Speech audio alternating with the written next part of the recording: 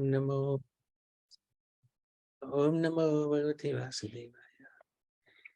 So Hare Krishna, dear devotees, we like to seek the blessings of Radha Mata, Radha Shyamsundar, Krishna Balaram, Bhagopal, Golitai, Srila Prabhupada, Guru Maharaj, and the assembled devotees. Wanted to continue with the Sanatana Dharma course and talk about the Devatas, often misunderstood, and how they're connected with the Supreme Lord. And I thought we'd do it in some detail so that we understand. We have looked at Devatas before, but it's always good to revisit because it's a source of great misunderstanding amongst followers of Sanatana Dharma. So what is the difference between God and demigod? God and Devatas, right? What's the difference? Who exactly is God? And how do we define God, right? Who is the Supreme Lord and who are the Devatas?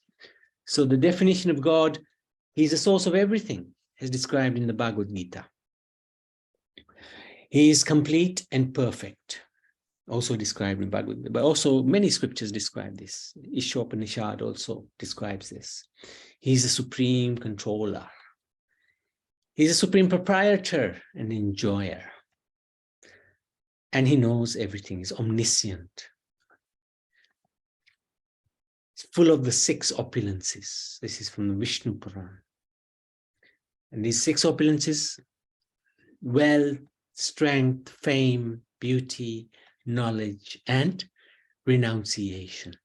So he's complete in them. When we see somebody beautiful, strong, famous, beautiful, wealthy, knowledgeable, renounced, we feel some attraction to them. So God has all of them in full. So he's very attractive. So we can evaluate who is God according to these sort of parameters that have been given by the scriptures. Because many claim to be God. And especially in India, we see this. Almost every town or every street corner, there will be a god waiting to give darshan and take donations. But do they meet the above categories or criteria? Do they meet the above criteria? So who is God? Krishna declares himself that he is God, 10.8. In the Gita and in the Srimad Bhagavad Puran, there are many references of Krishna's position as God. Right? In the Bhagavad Gita, Arjuna makes the same declaration that Krishna is God in the 10th chapter.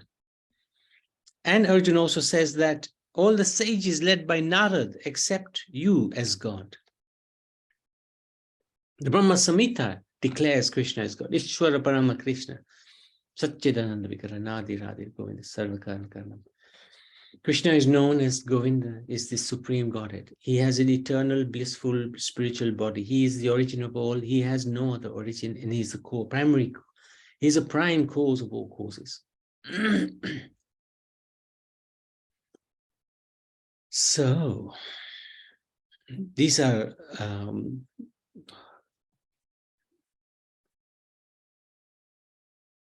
some of the points in relation to who is God. Krishna is God. Prabhuji? Yes.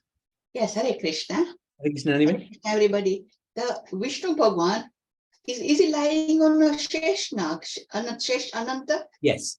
Yes. And is this Mahavishnu? This is Kshirodakshaya Vishnu. This is Mahavishnu is different. This is the incarnation of Mahavishnu's incarnation. So there's Mahavishnu, then there's Garbhodakshaya Vishnu, and then Kshirodakshaya Vishnu. This is Kshirodakshaya Vishnu. And he also lies on a sort of a Anantanag. Yeah. Anantashesh rather. And the Mahavishnu also. Mahavishnu is lying on the ocean. So he's not necessarily on the Sheshnag. Okay. Yeah, not necessarily. He is just lying there on the casual ocean. And when he breathes out, universes come out of his body. That's Mahavishnu. Yeah. So this is Kshirodakshaya Vishnu, who is Paramatma in us. Yeah, spot on. Well done. Well done. That is Lakshmiji. Yes. Lakshmi. Yes, that's right. Massaging his feet, lotus feet. Yeah, yeah. Yeah, I get confused between the different forms. Yeah, I know. I must see the Mahavishnu form somewhere. I must see his. I've got it. Mahavishnu. Yeah, I have got it. I'm not sure if it's on this No, slide. that's fine. On this, That's but fine. I'll dig it out. I've got it somewhere. Okay, thank you. Very good. Very good. Thank you. Thank you so much. So this is again, this is a pastime described in the 10th canto of the Srimad Bhagavatam. All these heads are quite astonishing, actually. These are different Lord Brahmas from different universes. Our Lord Brahma, the four-headed Brahma, came to see Krishna one time. And at the gate, he was asked by the gatekeepers, which Brahma are you? And he was shocked. So when he was let inside, eventually, he asked Krishna, I was asked at the gate, which Brahma I am? Are there other Brahmas? So at that time, Krishna manifested, he called all the other Brahmas to come, and they came. Some Brahmas had 10 heads, some 20, some 100, some 1,000, some million heads, because their universes were bigger. And our Brahma was astonished. He was shocked. He was amazed. So this is the potency of the Supreme Lord. This is our Brahma here. There he is, the little one, in comparison to the others. Okay. So who is God? He's also predicted in the scriptures in advance. So, for example, Chaitanya Mahaprabhu is predicted. Kale prathama sandhyayam gaurangotam mahitale bhagirathi tate ramai bhavishyami sachi sutta. I shall take birth as the son of Sachi, assuming a golden form in the beautiful place on the bank of the Bhagirathi Ganga on the earth in the first part of Kali Yuga. He performs extraordinary lila, which attracts everybody. For example, the lifting of Govardhan Hill. He gives divine knowledge. He shows his Virat Rup, his universal form. So this is, if somebody claims to be God, then they should show us their universal form. He has a particular mission when God descends. Bodily signs on palm. He has different signs on his the soles of his feet and the palms of his hand, indicating his Godhead. And it's described that Krishna is the source of all the avatars. He's called Avatari. And this is in the Srimad Bhagavatam. So here we go, Naniben. This is Krishna Balaram, and then we got this first Chaturvyu, from them Narayan comes, second Chaturvyu, and then we got Mahavishnu, Garbhadakshay Vishnu, Kshirodakshay Vishnu. So I think both of these Vishnus lie on the Sheshnag.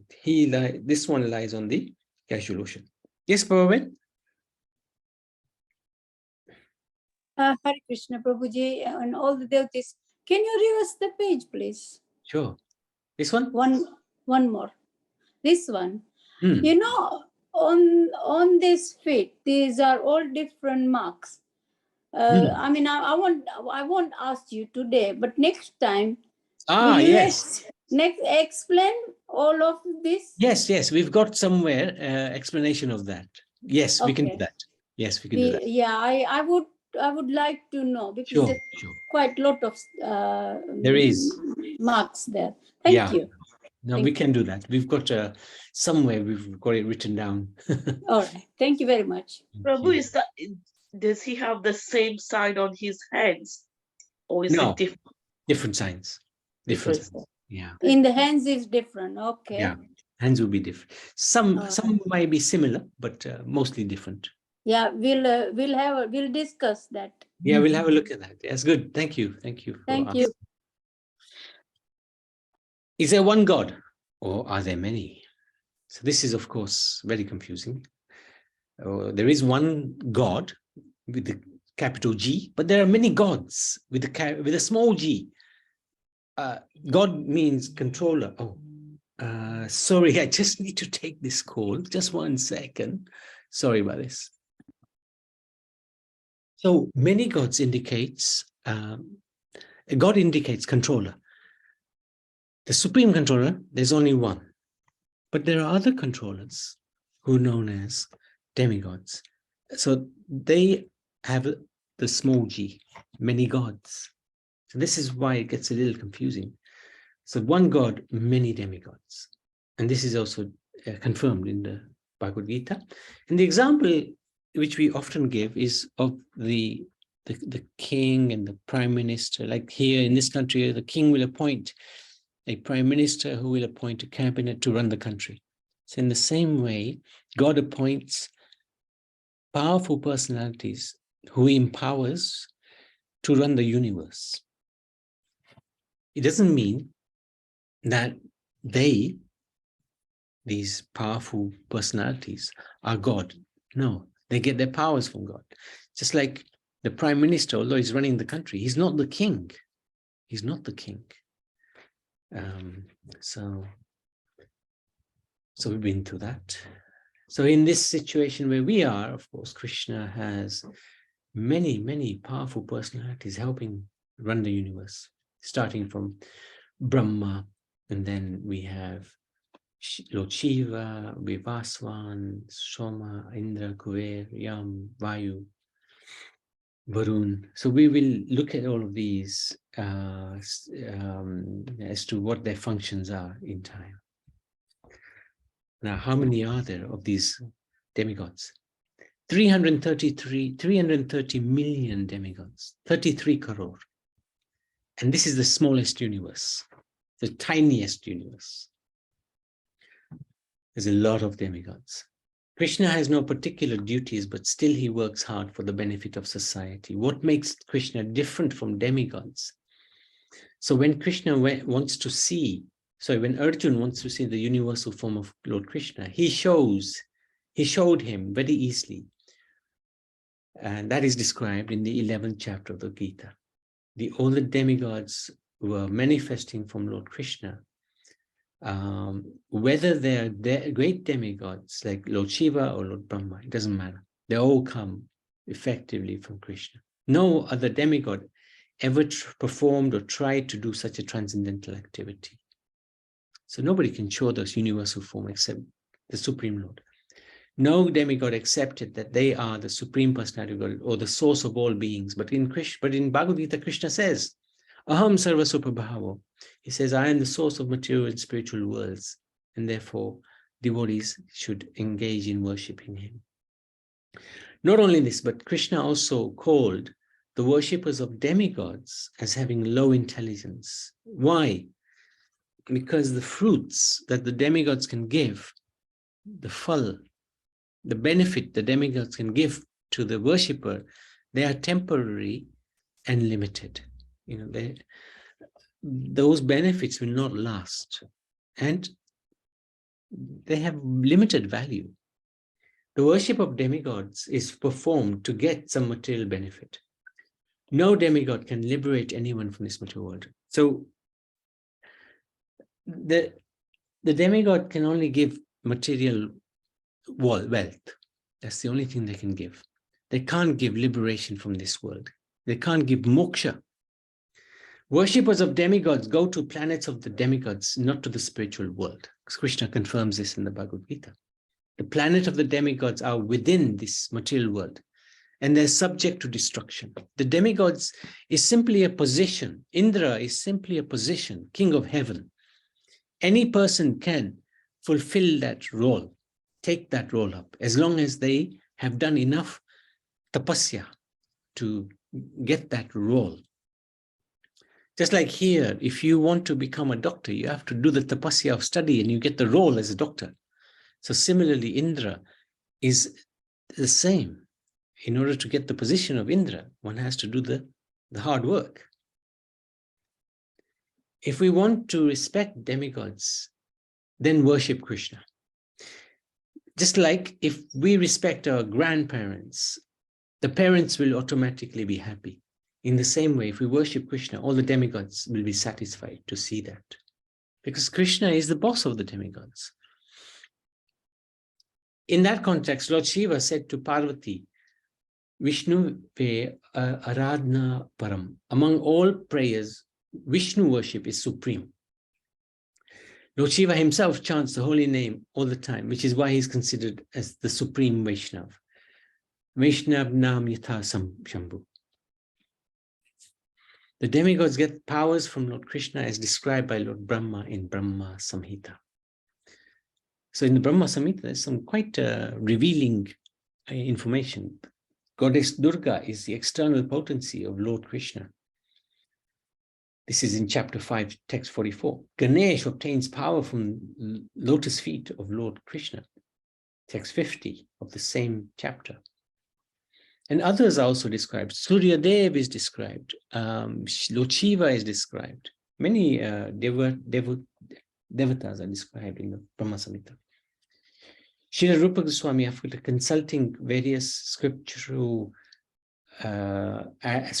analyzes the number of qualities, attributes possessed by various personalities. So this is always quite interesting.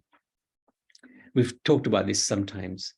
There are 50 qualities which the Jiva has. And when that Jiva has those qualities in full, he is Brahma. Add another 5, and that is the qualities of Lord Shiva.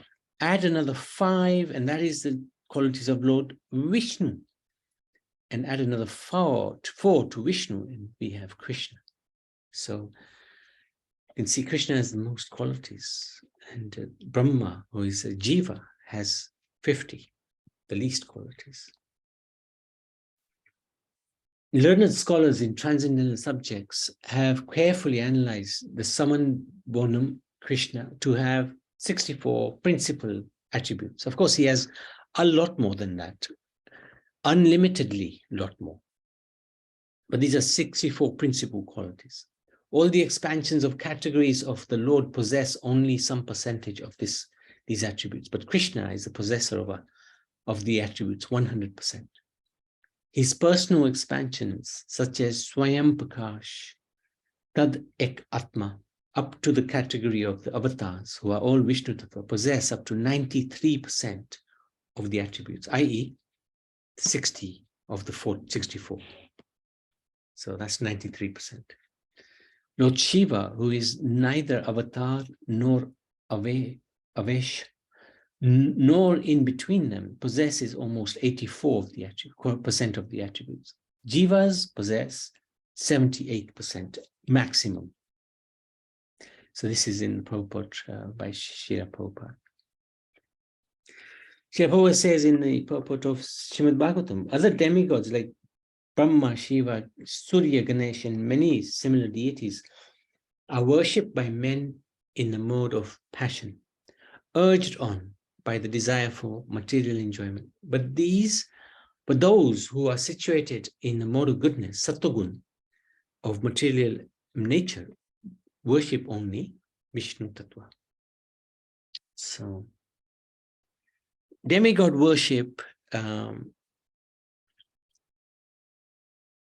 is like a business. I worship you, you give me. That's why it's considered to be in the mode of passion. Whereas the worship of Vishnu is one-way traffic. We are worshipping without anything wanting back in return. It is for this reason only that candidates for liberation deliberately reject the worship of demigods, although they have no disrespect for any of them. Demigods are to be respected. The Devatas are to be respected because they are important devotees of Krishna. But if the Devatas are worshipped independently of Krishna, then that is discouraged, because they will not be able to give the spiritually minded person the fruits that Krishna or Vishnu can give. Anyone who thinks that God and demigods are on the same level is actually called an atheist. Now, this is a bit harsh, but the reason is, it's because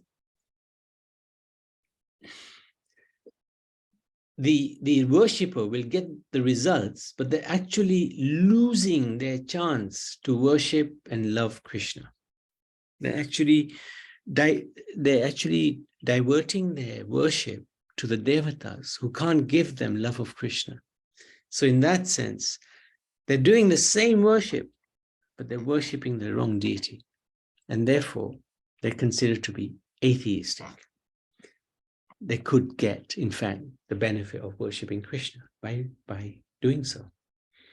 The worship of different demigods with self-desire, even though their self-desire will be fulfilled, they will never get purified. So even though we may get what we want from the demigods, maybe a house or a car or something, that's not going to lead us any further in our spiritual conquest. So we won't get purified. On the other side, if we worship Krishna, even if there is some motive or desire, even if we want something materially from Krishna, but we worship him, he's so kind, he will purify that selfish desire and make it eventually into selfless devotion. Like Dhruv Maharaj, he went to the forest to obtain a kingdom greater than his grandfather's. So he had a motive, but he worshipped Narayan, thanks to his guru, Narad Muni. So even he wanted something, he worshipped Krishna, and Narayan transformed his desire from selfish desire, wanting something for himself, to selfless devotion. As soon as Vishnu appeared in front of him, Dhruv Maharaj said, I don't want anything now. I have attained what I wanted. I was looking for broken glass, pieces of broken glass, but I found the diamond. You are the diamond. So this is the beauty of worshipping the Supreme Lord, even if we want something. Example, Dhruv Maharaj initially approached Lord Vishnu with some desire, but when he saw the Lord, he was purified. He said, Varam naecha, I don't want anything. On the other hand, we have the example of Bakasura. Is it Bakasura? Not Bakasura. What's his name? Something else. Forgotten his name now. I don't think it's Bakasura. It's another demon. Anyway, when he received the boon from Lord Shiva, that anybody has head I touch, their head should explode. So first, this demon tried to kill Lord Shiva himself. But in the end, Lord Vishnu interfered and the demon killed himself. So, constitutional position of the demigods. The demigods such as Indra, Brahma, Agni are Jiva Tattva. They're just like you and me, although they're very special because of their previous tapasya. They've been empowered by Krishna to conduct the work of universal affairs. So, this is a verse in Brahma Samhita.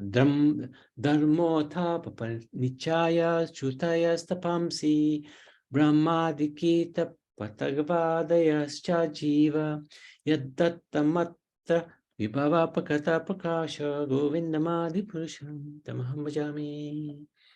So Brahma is praying, I adore the primeval Lord Govinda, by whose conferred powers are maintained the manifested potencies that are found to exist of all virtues, all vices, the Vedas, the penances, all jivas, from Brahma to the meanest insect.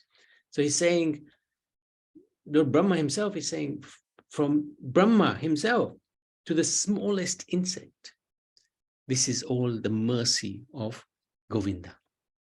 The power is coming from Govinda. Lord Brahma clearly states himself to the tiny insects who are jivas. This includes the demigods, spirits, demons, and humans. So they're all jivas. Jiva in the material world are given material bodies. So even Brahma has a material body. Even he has a material body. Even though he's the topmost person in this universe. So demigods have material bodies, but although their bodies are superior and more powerful than our earthly bodies. Our earthly bodies, they are prone to old age and disease, but the demigods' bodies, they are actually subtle bodies. They're not gross bodies, so they don't decay until their time is up, and then they're finished. The living end are demigods under the influence of material nature. The living entity in the material world is conditioned by modes of material nature, goodness and passion. Due to their past good karma, the demigods are given better facilities for enjoyment. Their sense enjoyment is also in the mode of goodness, but this can prevent spiritual progress. So yes, they are under conditional modes, primarily the mode of goodness, because they are, generally speaking, in Sattvagun, they are understanding their position as demigods, subservient to Krishna.